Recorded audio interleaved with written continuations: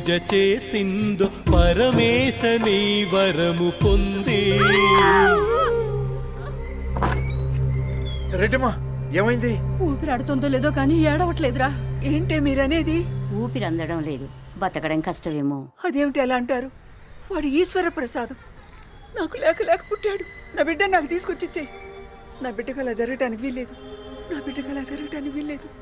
నా ప్రాణం పోసైనా సరే వీడిని బతికించుకుంటాను.